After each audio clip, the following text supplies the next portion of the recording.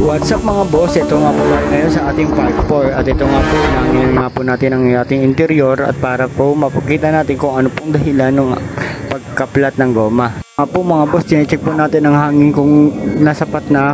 Yan nga po mga boss, tinayo na nga po natin para madali matanggal ang flap o sapin ng goma.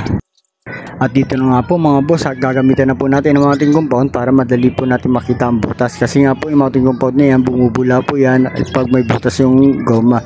At yun na nga po mga boss, nakita na po natin ang sanhin ng pagkaplat at lalagyan po natin ng markings para hindi po tayo maligaw. Importante po kasi mga boss na may markings lagi.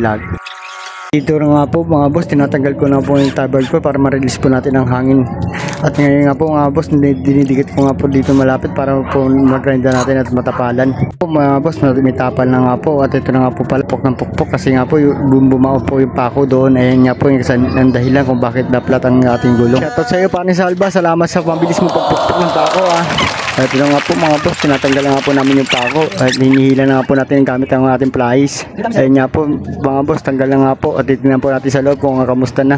Ayun nga po mga boss, mayroon pong tama at ngayon kailangan po natin tapalan niya mga boss. Ayun nga po mga boss, i-grind na po rin po natin yan para matapalan po natin ang ating pads. Mga boss, may marking na rin po siya para hindi po siya maligaw.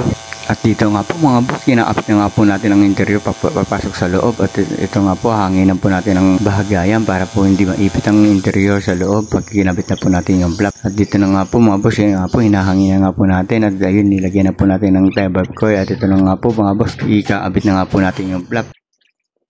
At syempre nga po mga boss, ito nga po, inuuna po natin yung tie bar pin ipasok sa butas ng flap para sure na hindi siya maipit at medyo nga po talaga medyo matigas nga po yung flap ng loader na yan. At ito nga po mga boss, tuloy-tuloy lang po tayo sa pagkabit ng sapin ng interior na yan. At yun nga po mga boss, tapos na. At ngayon nga po mga boss, ikaabit na nga po natin ang exterior. At nga po mga boss, nilagyan po natin ng kalso para mapasok natin mabuti ang fork ng forklift. At ito nga po mga boss, i-shoot na nga po natin ang goma sa loob ng rim mga boss. At ito nga po mga boss, i-shoot na nga po natin at kung paano pala i-shoot yan mga boss, kailangan po nating sentrohin mabuti, tapos make sure nga po pala kung hindi masisira yung ating tie bar pin para hindi tayo ma-aberya. At ito nga po mga boss, inaasinta na nga po yung butas sa loob pa nga po pala natin inaasinta yan dahil nga po mayroon naman po tayong forklift. At ngayon naman po mga boss, lalagyan po natin ng mounting compound para madali na po natin ipasok mabuti ang goma.